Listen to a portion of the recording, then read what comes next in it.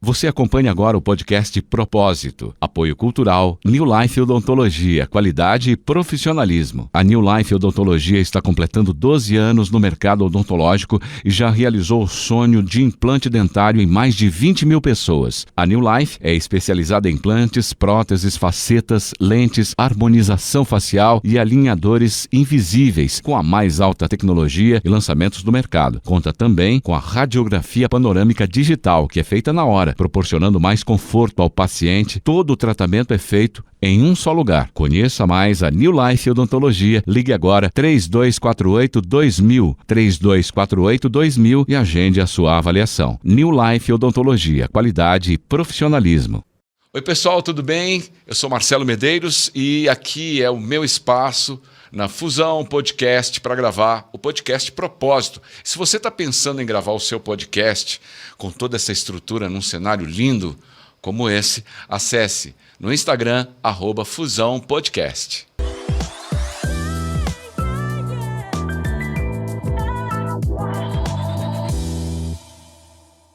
Pamela Magalhães, psicóloga clínica, palestrante, fenômeno na internet, com mais de 2 milhões de seguidores nas redes sociais. Ela me capturou com uma citação, com uma frase, com uma palavra.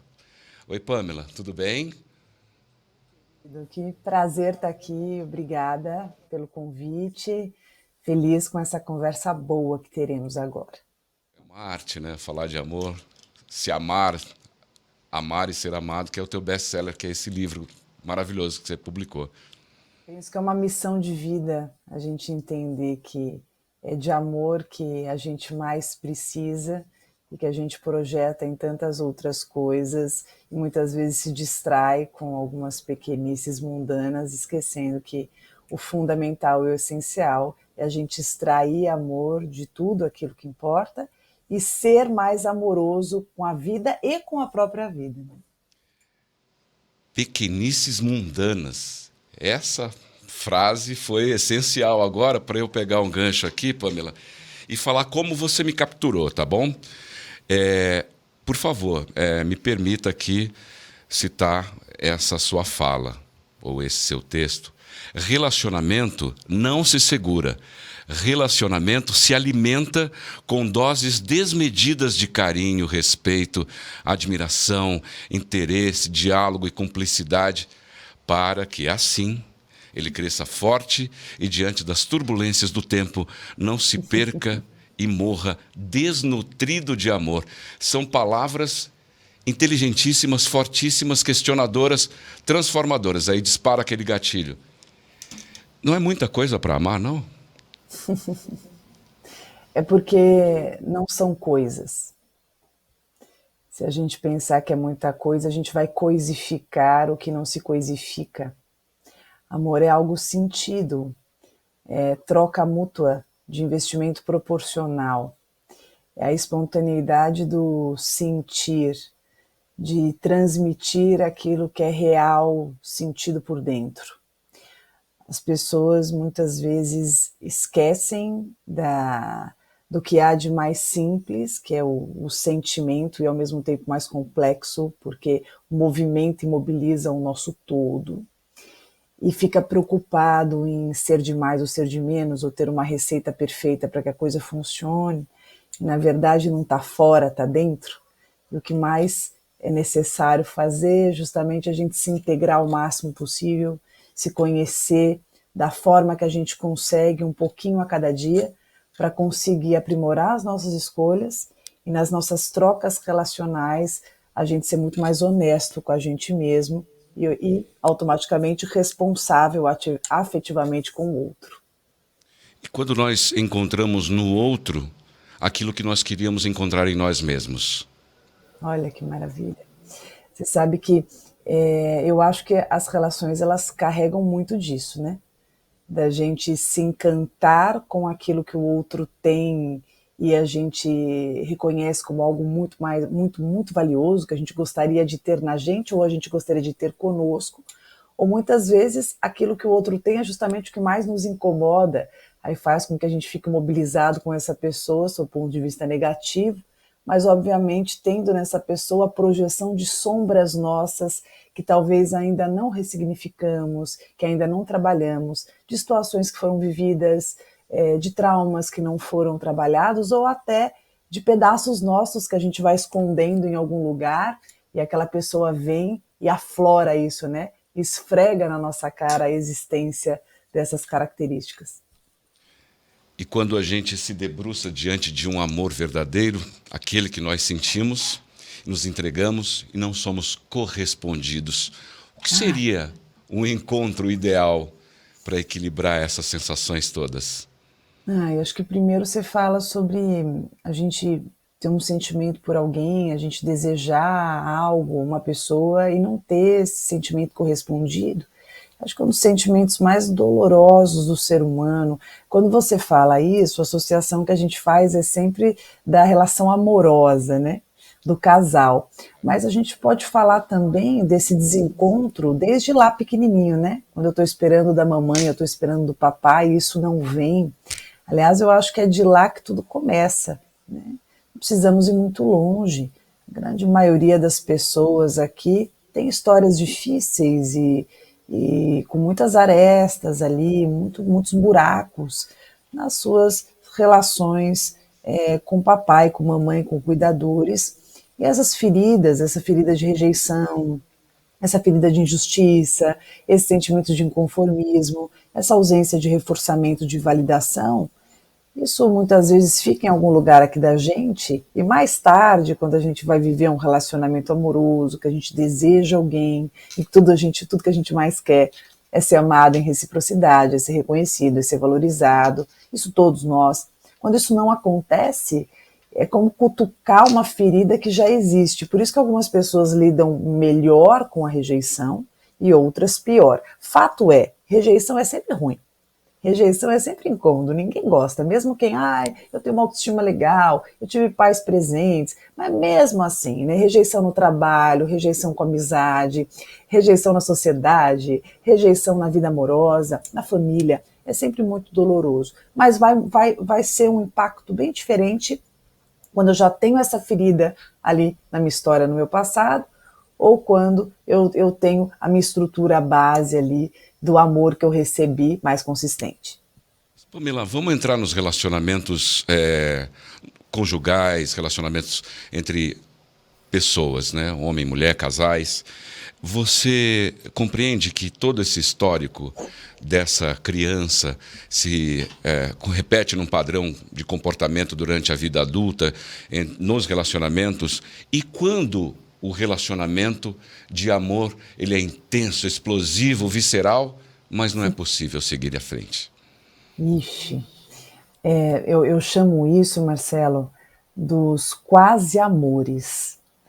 E tem uma frase que eu falo assim: como são incríveis, apaixonantes e inesquecíveis os amores que não concretizei. Porque Uau! os amores que nós não concretizamos, eles permanecem num lugar preservado ali, né, bonitinho, da nossa idealização. Porque eles não foram frustrados no dia a dia da rotina, eles não foram desmascarados com a realidade propriamente dita, com o lado B do ser humano, aquele que a gente tem quando a gente relaxa, quando a gente acorda de mau humor, quando a gente está cansado de sustentar o melhor da gente, aquele pedaço nosso meio assombroso, que quem costuma conhecer é quem convive mesmo com a gente, né? Quem não fica só uma amostra de tempo, mas quem fica com a gente um bom tempo. Então, como são incríveis os amores que não foram concretizados e que permaneceram naquele lugar protegido do como seria incrível se tivesse de fato acontecido. Aqueles amores da nossa vida, que quando a gente analisa minuciosamente, a gente nunca aprofundou de fato o vínculo, né? Ficou ali, mas na superficialidade das nossas fantasias. Existe uma cena de uma premiação num filme em que a atriz ela chega naquele tapete vermelho. Nós vamos tentar encontrar essa cena para ilustrar o podcast também. E é o momento dela. E ela é casada também com um grande ator de Hollywood. E ele para é o momento dela, ela fica exuberando em frente às câmeras, às luzes, e ele tem um olhar tão profundo, Ah, eu já vi essa cena. arrebatador. Você viu? Você lembra dessa cena? Sei. É tão intenso que chega a provocar as mais intensas e primitivas sensações de amor mesmo, quando eu observei essa cena por várias vezes. E falta esse olhar. E quando a gente pode demonstrar só de forma simples, no olhar, a admiração? O amor acaba também quando acaba a admiração? Nossa. Então nós temos aqui várias perguntas numa sala de terapia mesmo, né? Ó, primeiro que a admiração, eu acho que é o tempero da relação. Se eu não admirar a pessoa com a qual eu me relaciono, aquela que eu escolhi compartilhar uma vida, fica muito difícil a gente conseguir construir alguma coisa. A admiração, ela dá espaço para escuta. As pessoas que eu admiro, eu escuto. A admiração dá espaço para libido. Aquelas pessoas que eu admiro, elas me excitam. De acordo com o lugar que ela esteja na minha vida, essa excitação ela pode assumir os mais variados setores e esferas. Sem admiração, a gente não consegue ter continuidade de vínculo. Se você tiver uma sociedade com alguém que você não admira, você não vai muito longe. Se você tiver uma amizade com uma pessoa que você não admira, você não vai confiar muito. Se você tiver um relacionamento amoroso com uma pessoa que você não admira, como que você vai conseguir ter desejo por ela? O desejo, ele vai passar pela admiração obrigatoriamente. Tanto que quando vai se perdendo a admiração, vai se perdendo inclusive a atração, vai se perdendo a confiança, vai fragilizando o laço, o elo relacional. Como é que nós podemos, então, abordar esses desafios do se amar, amar e se Sim. deixar ser amado? Que é Ah, o boa. título do seu livro. Eu vou te contar o porquê desse título. As pessoas querem muito ser amadas, elas questionam muito. Por que eu não encontro ninguém para me amar? Será que eu não sou digna de amor? Será que não existe ninguém que me leve a sério? Eu quero muito um amor para minha vida, porque o amor para minha vida vai me dar sentido do todo, vai colorir o meu mundo. Só que as pessoas esquecem que, para que elas sejam amadas, existem ali outras camadas que precisam ser olhadas e que precisam ser cumpridas. Então, a primeira é se amar. Se eu não me amar, eu nunca vou conseguir me apropriar verdadeiramente e legitimamente do amor direcionado para mim. Então, tudo começa comigo, tudo começa na base. Né? Então, primeiro eu me amo, primeiro eu me entendo, primeiro eu me reconheço, primeiro eu me percebo, primeiro eu vou delinear os meus contornos, vou entender minha dimensão, perceber as minhas necessidades, eu vou me bastar comigo para que então o amor que eu venha a desenvolver por alguém não seja necessidade, mas seja por escolha e, portanto, equilibrado e saudável. Então, primeiro eu me amo. Depois, eu vou amar. Porque quando eu me amo, eu tenho espaço para amar. Eu só vou conseguir amar alguém se eu tiver amor em mim. Se eu não tiver amor em mim, que amor é esse que eu dou ao outro, que eu compartilho com o outro? Né? Um amor ilusório. É um amor que não existe, é um amor inconsistente. Depois disso, eu vou me permitir ser amado. Porque eu já tenho amor por mim, porque eu exercito o amor com liberdade, com sabedoria. Eu tenho esse amor para compartilhar, então eu recebo esse amor. E o mais importante é que esse amor que transita por essas três esferas primordiais, ele é um amor que existe, ele é um amor legítimo, ele é um amor saudável. Não é esses amores piratas que tem por aí, né? Que o sujeito acha que, nossa, eu amei com todas as minhas forças e não fui amado. Eu dei tudo de mim e não recebi nada. Eu costumo dizer, se você deu tudo de si, você se perdeu. Se você deu tudo de si, você tirou de você o necessário. Se eu dei tudo para o outro e fiquei sem nada, que amor é esse que eu troco, né? Eu dou tudo para o outro, fico sem nada, então a gente não tem troca ali, né? A gente tem simplesmente um furto amoroso. Aí é como é que o amor próprio, né, pode influenciar a capacidade de amar alguém. Isso, E exatamente. nesse passeio todo, falando sobre relacionamentos, vamos voltar um pouco e falar sobre esse relacionamento que não foi possível viver as obscuridades do lado B, que você mencionou.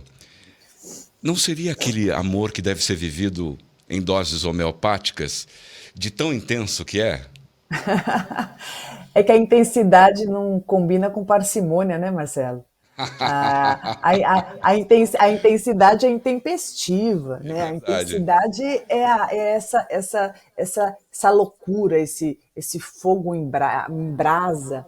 O que acontece não é, a gente não tem que não viver o intempestivo da paixão. É maravilhoso se apaixonar, né? A paixão ela é um sentimento curioso, que ela é provocativa, ela é intempestiva, ela é a nossa experiência de ansiedade mais deliciosa que se pode ter. É o momento que a gente fica obsessivo, a gente fica fixado, a gente fica enlouquecido, mas é uma loucura boa. A paixão é uma loucura boa. O que acaba não sendo muito bom são as outras coisas que não são coisas que vêm com a paixão. E acho que o maior segredo é a gente perceber com alguma atenção, se é que é possível nesse momento que a gente está transtornado, né, de sentimento, é perceber esse momento em que a gente sai que nem um tobogã, né, da paixão, e a gente vai entrar ou em apuros que a gente se perde, ou a gente vai conseguir entrar num sentimento mais consistente, um sentimento um sentimento soberano, um sentimento mais comprometido, que é o amor, que é mais estável, que é onde eu vou construir, que é onde eu vou me organizar. Porque a paixão é desorganizada, a paixão é intempestiva, a paixão é louca.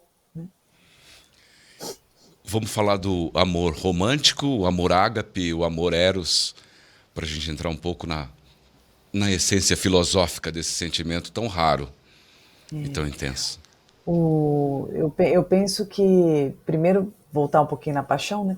Eu acho que a paixão ela é necessária para esse mundo. Sorte dos apaixonados, sorte dos que se apaixonaram, porque a gente veio nesse mundo para despirocar também um pouco, né? Porque se a gente ficar muito quadrado nas nossas emoções, a gente fica um chato de galocha.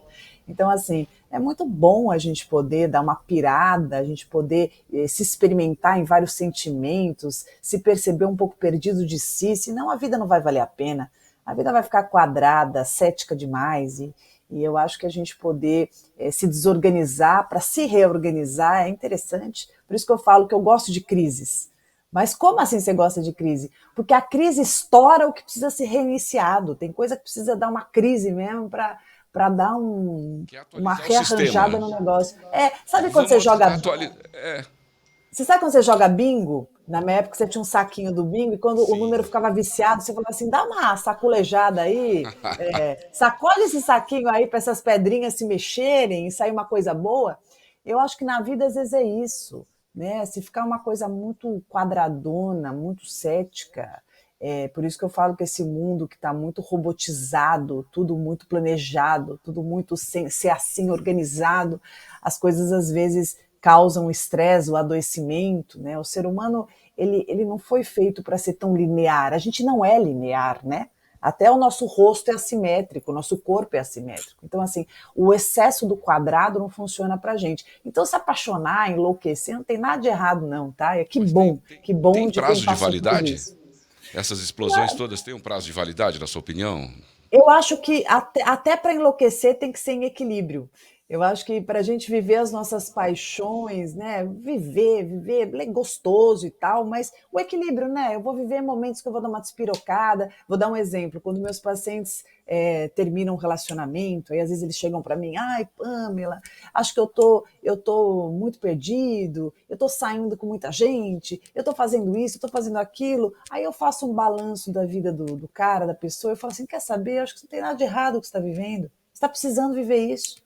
Olha a tua vida até então, como estava quadrada. Está precisando mesmo se divertir um pouco, despirocar um pouco. Eu não acho que isso seja um problema. Eu acho que a gente tem momentos da vida que é legal você ter esses momentos de você se perder de si para se reencontrar, né?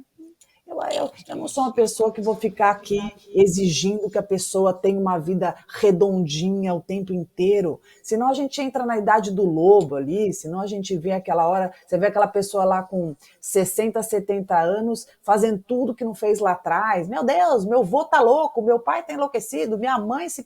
Não, ela tá coitada, tá querendo viver um pouco aquilo que ficou contido dentro dela.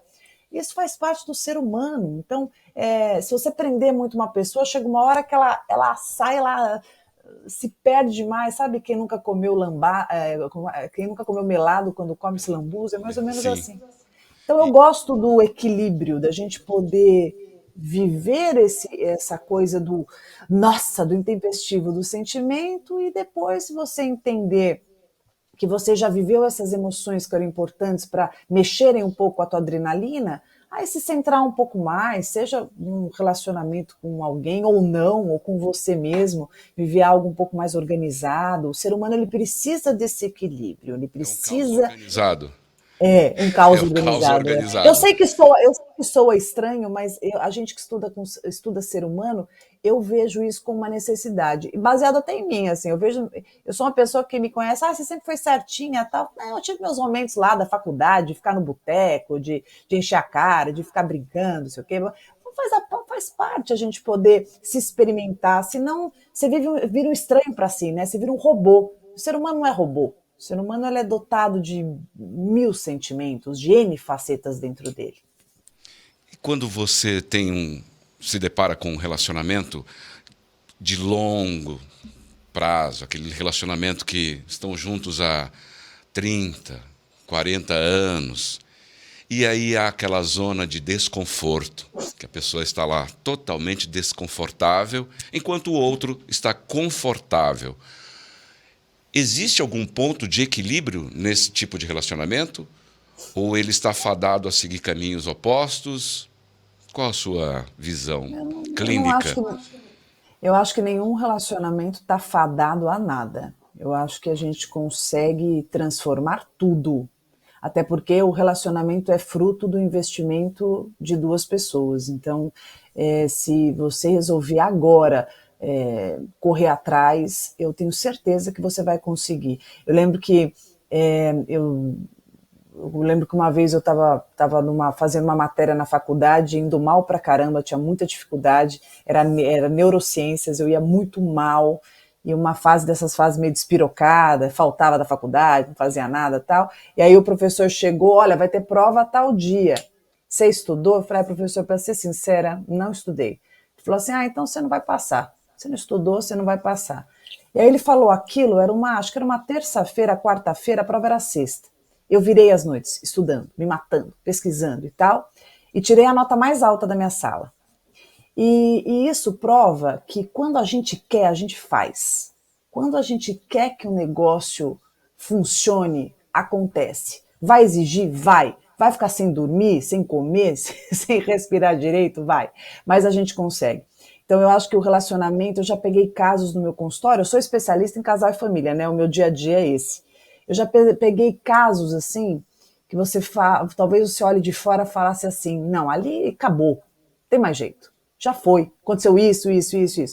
Só que a vontade do casal de se reconstruir foi sendo desenvolvida, saiu do nada para o tudo, e hoje eles estão aí me mandando, não são mais meus pacientes, mas me mandam até hoje foto de onde eles estão, o que eles estão fazendo, o que está acontecendo e tal. Então, eu acho que as reconstruções são sempre possíveis em qualquer idade da vida, em qualquer momento. Você tem 70 anos, você quer fazer uma nova faculdade? Faça, é possível. Eu tenho 80 anos, eu quero me relacionar, é possível. Eu tenho tal idade, não, é possível. Eu acredito que a única coisa que ainda não tem muito jeito é a morte, né? Mas enquanto não morremos, enquanto nós respiramos, eu acredito muito. É um misto de fé, é um misto de comprometimento, é um misto de foco, de energia, de acreditar em si, de ouvir menos os outros e mais a nossa potência, mais aquilo que a gente deseja. A gente pode ir muito longe. Aliás, a gente poderia fazer transformações no universo gigantescas se nós acreditássemos na nossa força. Tivemos provas disso já, mas o ser humano acho que não está muito preparado para abraçar a sua própria potência, ele ainda acha que é muito mais frágil do que ele realmente é. O amor é traiçoeiro durante essa caminhada, às vezes, essa é minha opinião, e nessa jornada, quando você já tentou a transformação de todas as formas e você acha que não há possibilidade de reconexão, e a outra parte sim. Qual é o acordo que se faz nisso? É possível fazer a tão famosa DR? Quem é traiçoeiro não é o amor, não, tá? Quem é traiçoeiro é aquele que se diminui, se limita nas crenças que alimenta. As nossas crenças, elas podem ser limitantes o bastante para fazer com que a gente não enxergue luz no final do túnel. A gente fica cego apenas naquilo que a gente já adotou para acreditar e naquela porta que a gente já trancafiou num caminho que tem muito a percorrer. Eu acho que Uma nós interpretação temos. que a Claro, gente entra. nós temos todo o direito de não desejarmos mais estar com aquela pessoa e aquela pessoa querer estar conosco. Eu acho que tem todo o direito. O que eu acho muito importante é a gente sempre escutar, eu gosto muito disso. Deixa eu escutar um pouquinho o que essa pessoa que quer tanto estar comigo, o que ela diz? Por que será que ela quer tanto estar comigo e eu não? Né? É bom escutar. Então, no meu trabalho aqui na psicoterapia, eu gosto muito de escutar. Quando começa a entrar nessa que, eu não vejo nada, tá tudo maravilhoso, e o outro fala, não tá bom, porque tá isso, tá isso. Eu falo assim, vamos escutar cada um? É maravilhoso, Marcelo, essa experiência da gente escutar o que o outro vê sobre nós, e sobre nós, eu digo, a pessoa, e sobre a relação. É muito interessante. É muito curioso a gente perceber aonde se encontram as percepções, aonde se desencontram as percepções, e o mais curioso é a gente perceber que a gente está falando de um mesmo relacionamento, mas a percepção de um e a percepção de outro parecem relacionamentos completamente distintos. Isso é muito curioso. E aí a gente vai perceber, quando eu não quero continuar ou quando eu quero continuar, a gente também precisa buscar o que eu desejo da relação, né? O que eu espero, o que eu quero. Porque aí a gente vai entender Esse é um ponto de aonde é conexão, não é, possível. Pamela? Isso, Esse é é o um ponto de ponto conexão. de conexão. Quando É, aquele cabo se desconectou e você quer realmente conectar de volta, você pega esse fio condutor e encaixa ali. E nesse processo tem o diagnóstico, né? O diagnóstico entre casais, entre o casal. isso. Porque a gente, com o tempo de relação, você falou muito do relacionamento duradouro, né? Com o tempo de relacionamento, a gente tem, invariavelmente, a gente não vai conseguir fugir do desgaste. Não tem como. Não tem como você se relacionar muitos anos com alguém e não ter desgaste. Às vezes eu escuto, o meu nunca teve desgaste. Eu falo, lógico que tem. Você pode não ter sentido, mas todo relacionamento longo tem desgaste. Tudo que é velho tem desgaste. A gente vai envelhecendo tem desgaste. Um livro velho tem desgaste. Tudo que é a casa velha tem desgaste. Faz parte. O que vai mudar é como que o casal que vive aquele relacionamento vai trabalhar com os reparos necessários àquela relação.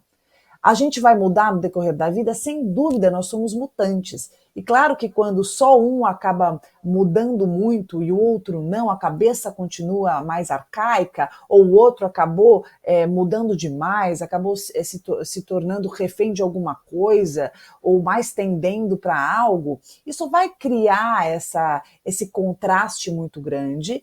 E o trabalho que eu faço é justamente a gente entender qual é a busca de cada um, como que cada um pode contribuir para isso, o que é importante para cada, até para a gente entender se faz sentido, se é possível continuar junto ou não. Tentar fazer, inclusive, esse processo sem tanto trauma, sem violência, sem agressividade, respeitando até toda uma história que se teve, né? Muitas vezes tem filhos dessas relações.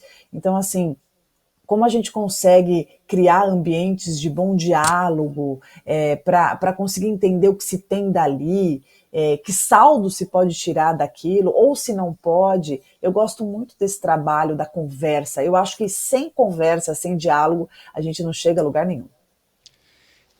Quando há sinais de que a conversa não é mais possível? Quando não se ouve, quando se está preso e rígido uma forma de perceber, a um ponto de vista exclusivista, quando se não tem nenhuma abertura para considerar os desejos do outro, o que é legítimo do outro, a individualidade do outro. A gente está no mundo hoje, no mundo das redes sociais, no mundo de um aplicativo que se usa frequentemente chamado WhatsApp, em que até o áudio é acelerado, né? Até a fala do outro é acelerada e a conversa é controlada. Eu escuto quando quero, o outro sabe quando eu estou online ou não. Então tem esse controle em tudo, controle sobre si, controle sobre o outro, controle sobre o que escuta, sobre o que não escuta, bloqueia, exclui. Então a conversa, a troca, o escutar, o considerar, o olhar no olho, o enxergar, o perceber, está ficando cada vez mais extinto. E isso impacta diretamente na qualidade das relações.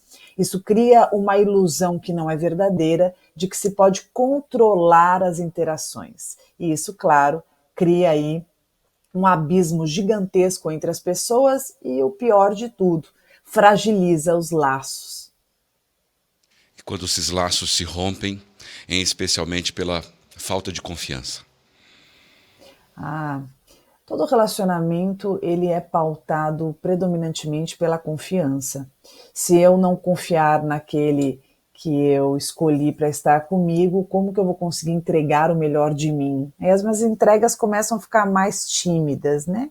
Eu começo a entregar menos daquilo que eu poderia, de um jeito não necessariamente consciente, mas até inconsciente. Isso para tudo, né? Até para um trabalho, né? Se eu vejo que aquele trabalho não está me abraçando, se eu estou participando aqui num podcast que eu não me sinto à vontade, eu vou ficar mais tímida, mais recuada nas minhas falas, vou ficar mais quieta, o que não acontece nesse momento, por exemplo. Porque eu sinto que a gente está trocando e a gente está se respeitando, se aceitando, se abraçando aqui na fala. Então, em todas as interações, se não houver confiança, não tem entrega, e se não houver entrega, não tem profundidade, comprometimento vincular. Isso faz com que as relações superficializem, isso faz com que os vínculos se fragilizem, isso faz com que os elos se rompam. Então, não por acaso a gente está vivendo uma fase do mundo, é muito curioso esse dado, que a gente tem muitos rompimentos, né? A gente tem as relações líquidas, a gente tem as relações descartáveis, mas a gente também tem muito casamento, tem muita gente casando. Então a gente percebe um desejo muito grande de relacionar-se, mas uma inconsistência na capacidade de se relacionar, de durar, de fazer a coisa andar.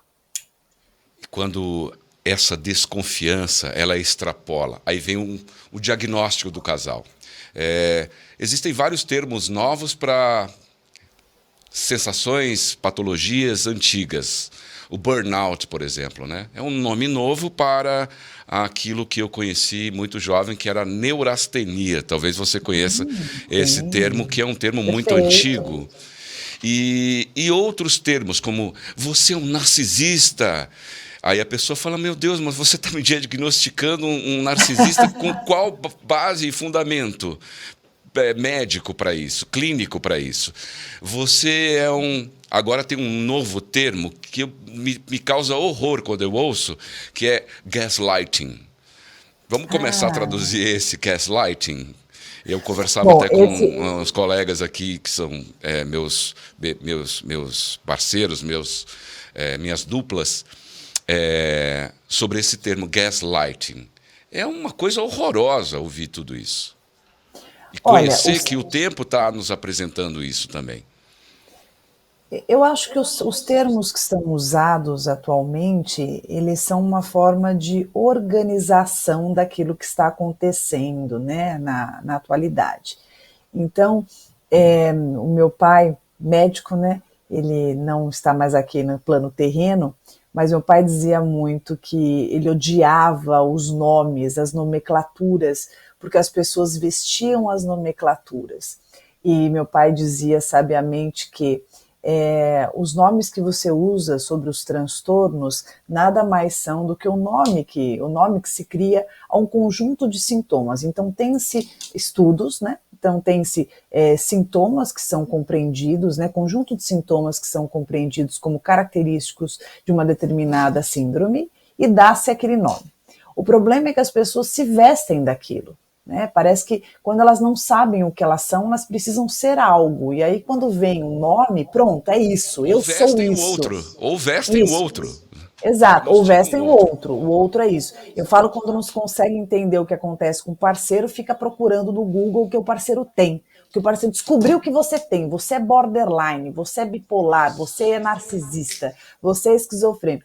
Eu, como profissional, e sou psicóloga, né? Graças a Deus eu não trabalho com diagnóstico, né? Quando vem com diagnóstico, eu falo: olha, para mim, e às vezes o paciente começa: oi, tudo bem? Meu nome é Sabrina, eu sou borderline. Eu falo: olha, para mim você será sempre Sabrina, tá? Sabrina. Se você tem um diagnóstico de borderline, que é um transtorno de personalidade, isso você vai tratar com psiquiatra. Eu não trato pessoas em caixas, eu trato pessoas.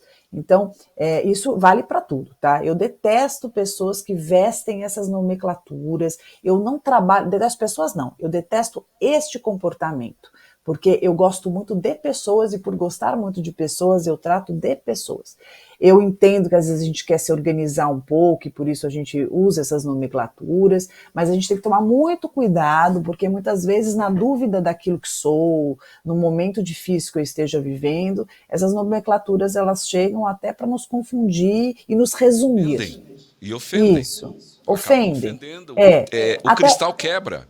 até porque são nomenclaturas que são usadas muitas vezes equivocadamente, né? Por exemplo, hoje eu escuto com muita frequência a pessoa age de uma forma, é narcisista, é psicopata, é esquizofrênico. Calma, gente, né?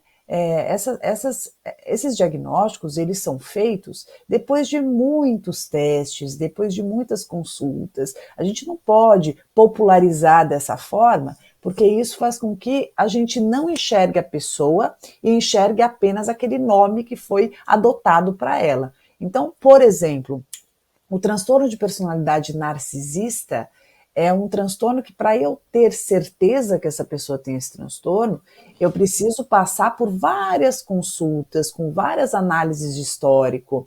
A gente está falando de um transtorno de personalidade, a gente está falando sobre algo que não tem cura, porque tudo que é transtorno de personalidade é o jeitão da pessoa de ser, então isso aí não tem cura.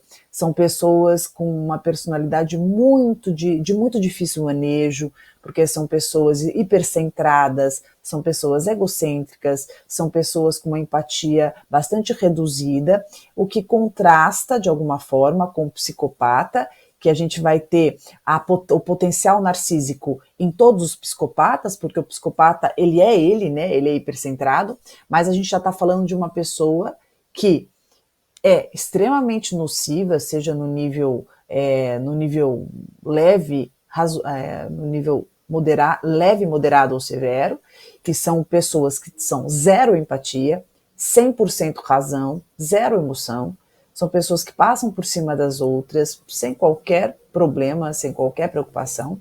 São pessoas que causam estragos tremendos nas pessoas com as quais interagem. E são pessoas que você nunca vai imaginar que sejam justamente psicopatas, porque teatralizam e se passam exatamente por aquilo que você gostaria que elas fossem. Elas te analisam muito bem, são estratégicas, manipuladoras, ardilosas e sabem exatamente o que querem, como querem, e buscam sempre poder, sempre dinheiro, sempre sucesso, porque são pessoas extremamente vaidosas e com esse potencial narcísico que eu falei. O narcisista não, tá? A narcisista ou o narcisista são pessoas que são vaidosas, são pessoas hipercentradas, são pessoas que querem todos os holofotes para si, mas ainda assim são pessoas que sentem, tá? São pessoas que têm capacidade de viver aí todo o impacto emocional, diferente do psicopata. Quando Só por nós curiosidade, temos. que Por eu favor. sei que é um tema que as pessoas gostam. Isso, perfeito. É um excelente tema para a gente se debruçar aqui por horas falando sobre ele, porque, como eu falei, são novos nomes para comportamentos e patologias já clinicamente diagnosticadas. E dentro desse grande desafio em que a pessoa veste o outro a partir de diagnósticos estabelecidos sem nenhum tipo de conclusão clínica, e porque nós temos isso aqui nas mãos. o que é ser isso? Aí você é isso, você é aquilo. Com a total arma, o poder do fogo aqui nas mãos, que é diagnosticar alguém. Essa pessoa precisa urgente se reconhecer e dizer, poxa, estou precisando de uma psicóloga clínica e eu vou procurar a Pamela Magalhães, certo? Aí você fala, olha, você pode procurar a Pamela. Você está me chamando de louco? De louca? Isso é comum acontecer. Sim. E quando é que você encontra novamente o cabo de conexão para essa pessoa? Eu acho que essa forma de agir, Marcelo, está muito associada com o mundo que a gente vive, em que através de um clique tudo faço, né? Hoje, através de um clique, você pede um táxi, hoje, através de um clique, você descobre a distância de um caminho, através de um clique, você pede uma comida, faz seu mercado. Então, se eu não quero mais falar com você, clique, né? Se eu quiser sair dessa sala, eu aperto esse X, eu saio. Então, assim, as coisas são resolvidas com um clique. E as gerações passadas, a minha, a sua, nós não resolvíamos nada com um clique, né, Marcela? A gente resolvia as coisas olho no olho, a gente tinha que falar, conversar, a gente tinha que se exigir nos nossos recursos emocionais, dar conta, tolerar, desenvolver a virtude mais preciosa que existe no mundo, que é a paciência. Para mim, a paciência é a virtude mais, acho que, Pedagogia fundamental na vida. literal da tolerância. É É, exercer a pedagogia da tolerância 24 horas.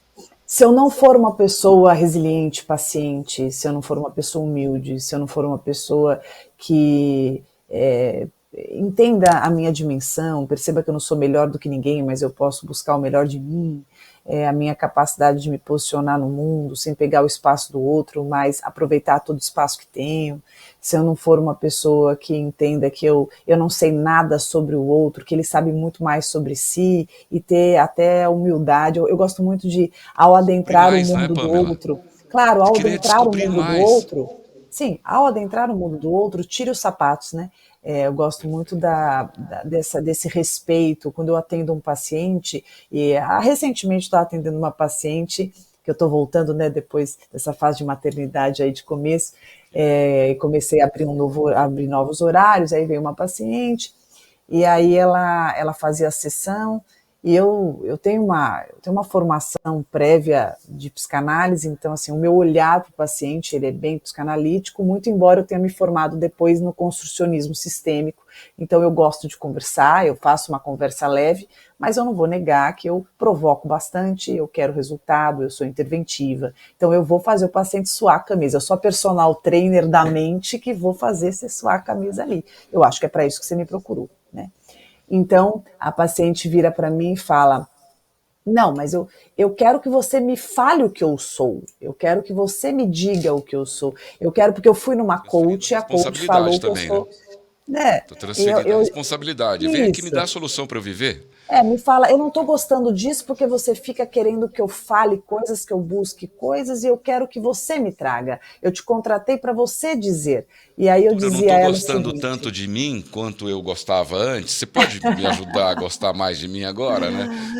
Perdão, te interrompi. não, e aí não, eu dizia a ela, disse para ela, terminamos super bem o nosso processo, inclusive essa semana, eu disse para ela o seguinte, falei, olha, eu acho que você tem que voltar talvez para sua coach, que fazia as atividades ali e te mostrava as suas características, em qual grupo mais você se enquadrava, porque o meu trabalho é para que você descubra quem você é. Não é um trabalho para que eu faça alguns questionamentos e você descubra o grupo. Eu não consigo isso, porque ela dizia que tinha tido um trabalho muito melhor com a coach e tal. E realmente, eu acho que tem outros profissionais que vão fazer um trabalho que vão diminuir essa angústia, essa ansiedade, né? Vão trazer um pouco Aquilo algo que mais ela, pronto. ou dizer a ela aquilo que ela realmente gostaria de ouvir e Mas o não ser de ser humano, ele quer. provocada. O ser humano, ele quer as coisas talvez um pouco mais prontas. A gente está numa fase do mundo, isso não é crítica, tá? Isso é constatação. A gente está numa fase do mundo em que parece que as coisas prontas, elas são mais fáceis, mais rápidas. Ah, para quê, né? Para que eu vou ficar sentado esperando o cara assar aquele cupim ali se eu já tenho um lanche pronto ali? Para quê? Pô, para quê? Perder tempo? Então, as coisas parecem que tem uma urgência de acontecer. É que nem a história, mas para que eu vou investir nessa pessoa aqui, ficar mandando mensagem para ela, sair uma vez, almoçar, jantar, se eu já posso mandar uma mensagem aqui e transar com essa? Então, está existindo também um mecanismo imediatista do sentir, do vivenciar, que parece que a curto prazo sacia, resolve, mas a médio e longo prazo a gente está vendo o quê? Adoecimento em massa, a gente está vendo os transtornos de ansiedade, a depressão com o mal do século, porque as pessoas não estão percebendo o que realmente elas precisam, mas elas estão sendo reféns do que parece que resolve num primeiro momento. Que nem a Gillette, né? A Gillette resolve, mas é a depilação definitiva que dói mais, que demora mais, que realmente vai dar um jeito naquele pelo. Quando descobrir que é hora de aparar as arestas, pode salvar o casamento ou pode colocar um fim digno a um relacionamento que não tem mais os mesmos propósitos. Marcelo, eu acho que um bom trabalho psicoterapêutico para você conseguir restabelecer a ponte de conexão do teu relacionamento vai fazer com que você consiga revisitar alguns lugares, eu falo que alguns não ditos do relacionamento, que ficaram pendentes. Às vezes a gente está num relacionamento aí de tempos, a pessoa está do teu lado, mas ela já se tornou uma desconhecida para você, assim como você se tornou um desconhecido para ela. E num processo psicoterapêutico você tem a oportunidade de restabelecer essa conexão, essa ponte, para revisitar essa pessoa, relembrar quem é ela, entender quem ela se tornou, perceber a si, perceber como essa pessoa te vê e juntos ali nessa oportunidade de conversa franca, de percepção do agora e do que é possível na perspectiva dessa relação, decidir se é melhor terminar e terminar de um jeito bom, em que ambos se sintam em paz com essa decisão, ou então dar continuidade num recontrato relacional, porque eu particularmente acredito muito nos recontratos relacionais, isso para tudo. Às vezes com filho a gente precisa recontratar, às vezes com pai a gente precisa recontratar, com parceiro amoroso. Então a gente poder fazer novos contratos em que as regras mudaram, porque a gente mudou. Novos eus de mim para você, novos seus de você para mim, porque você tem um relacionamento que começou aos 20 anos, aos 40 a pessoa já mudou totalmente. Olha quanta história vivida, né? Quanto conhecimento adicionado foi posto naquele coração, naquele a flor da pele. E, às vezes, as pessoas elas enfrentam dificuldades também em receber o amor. Como é que você aborda isso numa sessão? Receber o amor, de se permitirem ser amadas? De se permitirem ser amadas e se abrirem a isso. Eu falo que o meu medo do amor, a minha resistência em viver o amor, sempre está atrelado ao meu receio de não dar conta. Se eu acreditar que eu não dê conta de uma determinada sensação, de um sentimento tremendo e intenso que vai adentrar o meu íntimo e vai me deixar vulnerável, fazer com que eu perca o controle, porque é assim que os sentimentos avassaladores reagem com a gente, possivelmente eu vou sabotar, possivelmente eu vou boicotar.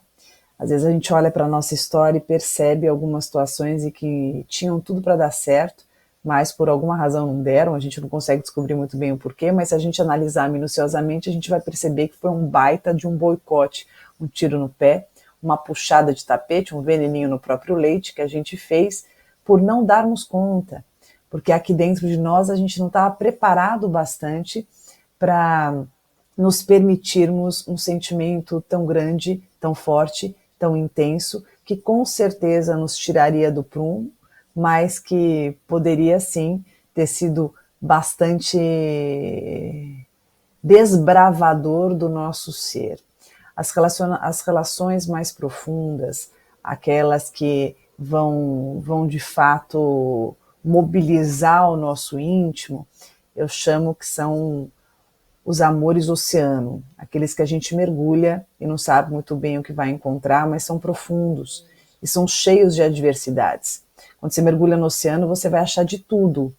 Você vai ver beleza, você vai ver medo, você vai ver perigo, você vai ver subterfúgios, você vai ver lugares incríveis, lugares difíceis, desafiadores, e assim se faz os relacionamentos mais consistentes, os amores profundos, aquelas relações mais duradouras. Agora, se a gente for nos amores rasos, nos relacionamentos mais superficiais, que não exigem tanto, que não mobilizam tanto, com certeza a gente vai mergulhar em piscina rasa, daquelas que a gente consegue ver tudo, inclusive o azulejo. E se bobear, se mergulhar muito fundo no azulejo, é capaz de quebrar a cara. É possível reconstruir um relacionamento que foi estremecido por uma traição? Depende. Existem traições e traições. Toda vez que eu falo desse tema, o povo fica bravo comigo. Mas eu vou continuar Provoquei dizendo... agora, porque o que é a traição? A gente teria que mergulhar nessa piscina profunda, ou, dependendo do conhecimento e o alcance do querer ouvir, da piscina rasa também, não é, doutora? Então, por favor. Primeiro que eu acho que a traição, ela é popularmente colocada de uma forma que eu questiono bastante, porque parece que quem trai é aquele que puxa o gatilho. Mas existem tantas outras traições que não são popularizadas, mas são tão nocivas quanto. Porque veja, às vezes eu me relaciono com alguém com uma proposta relacional e a outra parte não está cumprindo com a proposta. Mas isso não quer dizer que essa pessoa seja má, não quer dizer que ela seja sacana ou que ela esteja fazendo propositalmente. Mas fato é que a relação tinha uma proposta e no meio do caminho aquilo não está acontecendo. E aí, isso também é uma traição, porque quando eu espero algo, quando eu conto algo, conto para que algo aconteça e aquilo não vem, não acontece, isso também é uma traição, porque eu não estou entregando aquilo que eu me propus. E isso sim pode gerar outras traições. Então eu gosto de dizer que quando a gente olha a traição, aquilo que aconteceu, o gatilho que foi puxado, eu gosto de dar uma rebobinada no filme, de olhar o todo, de ver desde o comecinho o que pode ter levado a isso. Por isso que eu digo que depende. Toda traição ela precisa ser analisada. Então, resumindo, existem pessoas que traem porque isso é um aspecto da personalidade delas. Elas sempre traíram, elas vão continuar traindo. Isso faz parte da cultura, do jeito delas de serem. Isso pode ser uma impulsividade, isso pode ser um jeito de lidar com o mundo, isso pode ser algo que seja tranquilo para elas não tenham qualquer tipo de consciência pesada, elas conseguem separar bem dentro da lei de justiça que elas tenham, e essa é a forma delas levarem, esse é o modus operandi do ser humano, ali, aquele ser humano. Existem pessoas que traem por terem um transtorno, algo que, inclusive, ao perceberem, querem tratar, uma compulsividade, um transtorno de ansiedade, uma busca de algo que não consegue ser saciado, uma questão patológica que precisa ser olhada e que muitas vezes medicados e com tratamento psicoterápico ao mesmo tempo, tenho pacientes assim, a coisa melhora. Tem pessoas que têm outros transtornos que a levam a agir assim. Existem pessoas que fazem isso por uma busca de autoafirmação, pessoas que fazem isso por carência, pessoas que fazem isso pontualmente, pessoas que sempre fazem, pessoas que fazem uma vez e nunca farão, pessoas que fazem 3 vezes e nunca mais farão. Não tem regra, é isso que eu quero dizer, não tem regra. O que a gente precisa é olhar o casal, conversar junto ao casal, perceber se o casal é capaz de lidar com isso, se é capaz de absorver essa situação, se o casal vai ser remodelado para que isso não mais aconteça, se for uma decisão de ambos, se é possível continuar a relação num novo formato, ou se não, se aquilo feriu, se aquilo não tem mais sentido, se a pessoa não tem mais estômago para tentar algo novo. Então, cada relação é única, não tem regra e não vamos colocar rótulos na pessoa que trai, porque atrás de uma traição tem muita história e essa história precisa ser considerado para quem tem interesse nela. No caso, o casal, se é que a outra parte tem, se houver carinho, se houver amor, se houver a vontade de fazer a coisa dar certo. E tem a ausência também, a ausência de algo que ainda não pode ser identificado. Na sua opinião, é possível a gente descobrir como fazer esse copo d'água transbordar novamente? Eu não entendi a pergunta, Marcelo, A pergunta desculpa. é assim, olha, o casal, ele se desconectou, Tá, literalmente porque houve um rompimento ali naquele contrato. tá. Essa pessoa que buscou em outro alguém, ou de Hum, outra forma, um novo, um novo calor, um novo... isso. Não é hora de... Vamos rever esse nosso copo d'água e beber juntos da Claro. mesma fonte? Não seria Olha, por faltar um pouco mais de oxigênio, identificar esse oxigênio que falta? muitas vezes a traição ela vai acontecer, vamos pensar até num relacionamento mais duradouro, quando não se tem algo que é muito importante para uma das partes na relação, a parte vai procurar fora alguma coisa para suprir esse buraco, para suprir essa necessidade. É, Se houver espaço, viabilidade, interesse, disponibilidade de ambas as partes reconstruírem esse elo para conseguirem corresponder aquilo que cada um precisa, eu acho que a gente pode ter um bom caminho aí, sem precisar necessariamente buscar fora o que se encontra dentro. Porque tem muitos casos, inclusive, que se está buscando fora, fora, fora, porque se perdeu o meio e o caminho de entrar em contato com aquela pessoa que está do lado. Ou porque não se sente visto por ela, ou porque não tem mais desejo por ela, ou porque a pessoa está completamente desconectada. Então, eu sempre acho que se houver interesse de ambas as partes para encontrar um meio dessa reconexão, podem ter saldos aí muito promissores. E quando uma das partes não consegue de forma alguma se expressar, haverá diálogo. Aí eu Aí acho que entra se a a gente está terapia. falando de uma ou não, né? Ou se a pessoa ela é muito fechada, se a pessoa ela não, porque às vezes a pessoa não quer e a gente precisa Não é, respeitar se a Pamela? pessoa não quer, né? Isso, Ah, não isso. quero, eu não gosto, não tenho Cansei. vontade, estou chateado, cansei. E eu penso que é um direito, né? É um direito. A gente pode se esgotar mesmo, né? E querer de repente uma vida na solitude ou querer uma vida com uma outra pessoa. Eu penso que é um direito do ser humano. Ou querer uma vida consigo próprio. É, falei Eu na comigo solitude, mesmo. consigo mesmo. É. É, Uhum. exatamente. Amar é estar também a todo tempo vulnerável. O amor é vulnerabilidade. E demonstrar que estamos vulneráveis não é algo muito típico do ser humano, não concorda, doutora? Nada, nada típico. A vulnerabilidade sempre assusta. É engraçado que o ser vivo, quando ele está vulnerável, ele tende, inclusive, a ficar arisco, né? A vulnerabilidade ela combina com algo arisco, com algo mais persecutório, com algo hipervigilante. A vulnerabilidade assusta, por isso que quando a gente está amando, quando a gente está muito envolvido, a gente tende a ficar mais vulnerável, a gente tende a ficar mais frágil, a gente tende a ficar, inclusive, mais inseguro, né? Porque a gente fica preocupado, será que eu estou demonstrando muito, demonstrando pouco? A gente fica meio fora de si, né? Porque perde completamente o controle, justamente por estar dominado por um sentimento imenso que pulsa aqui no peito e transborda na nossa alma. A coragem é do coração, é o agir, né? É o agir com o coração, é a coragem. E outro dia, conversando com uma colega, ela me falou assim, eu a parabenizei pela coragem dela em assumir que, num determinado momento da vida dela, ela estava virando um ciclo relacional, e ela me olhou profundamente nos olhos e falou, Marcelo, coragem sem sabedoria não é nada. É. E então ela se reconectou com ela mesma e agiu de forma sábia naquele momento, encontrando o melhor caminho para ela, caminhos possíveis para uma vida com mais propósito. Ai, que coisa linda. É isso mesmo. Então, as pessoas, às vezes, elas esquecem delas mesmas e assumir com sabedoria os seus sentimentos é também um muro altíssimo de escalar.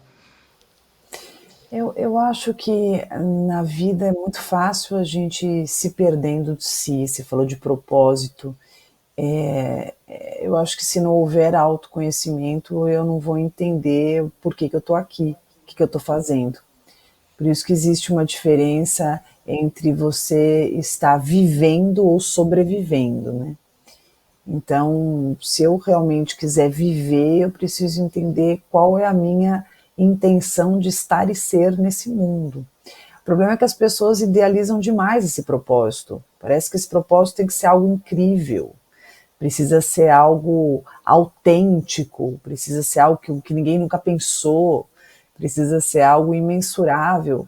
E, na verdade, eu acho que o propósito ele é o mais espontâneo possível daquilo que a gente é. Ele, na verdade, deveria ser entendido como uma extensão daquilo que pulsa na nossa alma. E a gente vai conseguir fielmente, facilmente perceber isso se a gente se conectar conosco. Se a gente olhar para dentro de nós e entender o que nos deixa bem, o que me deixa em paz, o que eu faço que eu me sinto integrado, que eu me sinto inteiro. E a única pessoa que vai conseguir responder isso é a gente mesmo. A única pessoa que vai conseguir descobrir o nosso próprio propósito é a gente, mais ninguém. E isso vai nos dar força e coragem para tocar o barco, para seguir em frente nessa jornada. Para seguir em frente também, como é que a gente consegue, um casal, um relacionamento consegue identificar comportamentos tóxicos e trabalhar para poder pelo menos superá-los? Eu acho que toda interação que eu perceber que eu sofro mais do que sorrio, toda interação que eu me perceber despersonalizado de mim, toda relação que eu não me reconhecer mais, se eu entender que para manter esse relacionamento eu vou cada vez mais me desfazendo de mim, eu preciso parar e pensar o que eu estou fazendo com a minha vida. Porque o primeiro relacionamento essencial sou eu comigo. Se ao me relacionar com alguém eu estiver tirando, eu estiver sumindo e não somando, eu tenho que parar, puxar o freio de mão e perceber que ali, não é a direção do meu sucesso, não é nada saudável para a minha vida. Então, eu falo que nem sempre é romper necessariamente, mas eu preciso me posicionar para conseguir colocar limites o bastante nas interações que eu esteja vivendo para conseguir me preservar. E isso me ajuda muito a evitar interações tóxicas e abusivas.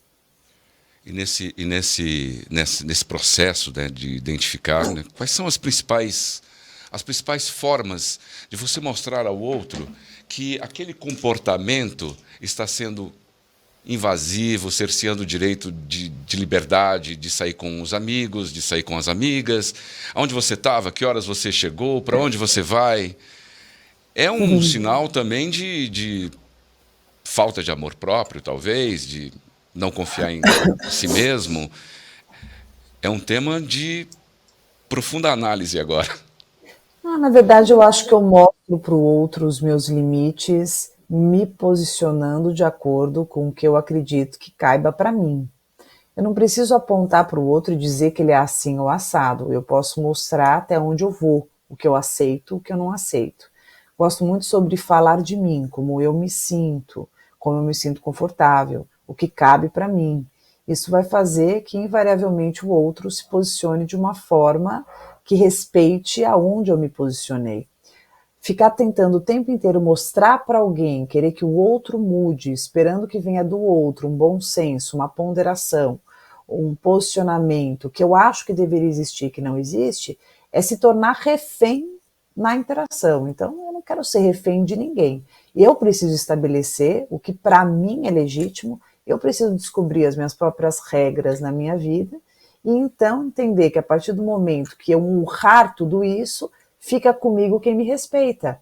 Estará na minha vida aquele que entende o tamanho que eu sou e consegue lidar com os meus sims e com o meu não. Qual a sua mensagem para as pessoas iniciarem um relacionamento saudável? Se conheçam. Se você quiser começar, se você quiser entrar num relacionamento saudável, que eu entendo que é uma das maiores e melhores aventuras dessa vida, se conheça, se perceba. Entenda o que é importante para você, não entenda que relacionamento é necessidade, se conheça de verdade, goste de você, perceba seu valor, seus contornos, entenda que você é saldo de todas as experiências que você teve, não ache que as suas experiências passadas definem as que virão futuramente, porque cada interação é uma interação, cada pessoa é uma pessoa, você não é a mesma pessoa de ontem, e nem as pessoas que vão aparecer são iguais àquelas que você já conheceu. Aprenda com tudo que você vivenciou, perceba os seus recursos emocionais, habilite-os, seja uma pessoa corajosa para se olhar por dentro, nunca ache que você sabe tudo, sempre esteja aberto para saber um pouco mais, tenha humildade para reconhecer as suas sombras e também saiba ceder, exercite tolerância, flexibilidade nas interações importantes para você, sem nunca se permitir despersonalizar, sem nunca se permitir perder o mais essencial e lindo de você, a sua verdade, a sua autenticidade, a sua singularidade, a sua individualidade. E todo amor também, ele chega e libera um pouco ali a bobice, aquele, né, o crush. E todo amor, todo relacionamento, precisa ter poemas de amor, frases apaixonadas, aquele emoji mais romântico, flores. O amor é caro, mas não caro sob o ponto de vista material. Ele é caro, ele é raro, ele é uma joia. E todo amor, todo relacionamento precisa de uma música, e é uma característica do podcast Propósito a gente encerrar com uma música. E hoje eu gostaria de saber qual é a música de amor que você, doutora Pamela Magalhães, gostaria de ouvir. Que nós tocássemos para você. Ixi, Maria, agora você me pegou. Será a nossa música de amor para encerrar o podcast hoje. Eu gosto muito de uma música do Djavan, que chama Vive, pode ser? Essa é a música que a gente encerra hoje nossa conversa. Foi um encontro de amor para falar de amor, porque eu te admiro demais. Você continue brilhando com esses seus olhos lindos, que sua família, sua filha, esse amor seja sempre contagiante para todas as pessoas que te seguem. E eu quero te agradecer e te convidar para vir a Curitiba, visitar a gente e, quem sabe, viver aqui um momento muito especial. Sem dúvida. Te agradeço a troca riquíssima de uma conversa boa, que eu tenho certeza que não só entre nós, mas todos aqueles que escutaram, tanto o pessoal da equipe quanto quem virá a nos escutar, consiga se reabastecer do sentimento mais maravilhoso que é o amor. E se meu recado principal é para todos, que se em algum momento da vida de quem esteja nos escutando duvidou sobre a força, a veracidade desse sentimento, repense, seja esse sentimento, porque sempre é tempo de ressignificar o sentimento visceral e necessário para a nossa vida, que é o amor. Eu quero, inclusive, convidar todos vocês para me seguirem no Instagram. Eu estou lá como @psipamela, PSI Pamela. Vai ser um prazer ter vocês lá comigo. Eu tenho um aplicativo de atendimento psicológico chamado PSIAP, PSIAPP. O PSIAP foi idealizado e criado por mim. É um aplicativo de atendimento psicológico para permitir que todos possam fazer a psicoterapia. Então, você que está nos escutando agora pode baixar o PSIAP na sua loja de aplicativo e fazer sua sessão imediata ou agendar o seu atendimento. O PSIAP é um cliquezinho. Você baixa, clica, você pode fazer a sessão imediatamente, funciona como o Uber da psicologia, ou então você pode agendar o seu atendimento. E esse atendimento é diretamente com você mesma? Não, para mim não. Esse aplicativo, ele tem milhares de psicólogos. Entendi, compreendi. É como um Uber da psicologia, isso, exato. Todos são profissionais formados, capacitados, em dia com o Conselho Regional de Psicologia, passam por uma curadoria e acho que pode ajudar muita gente. Que belo serviço esse, a gente vai disponibilizar então, não só no podcast, mas em todos os programas da rádio, para que você tenha acesso a esse aplicativo bem bacana. Obrigado, Pamela. Vamos ouvir então de Eu Djavan. agradeço. Obrigado. Deixa o tempo resolver o que tem que acontecer.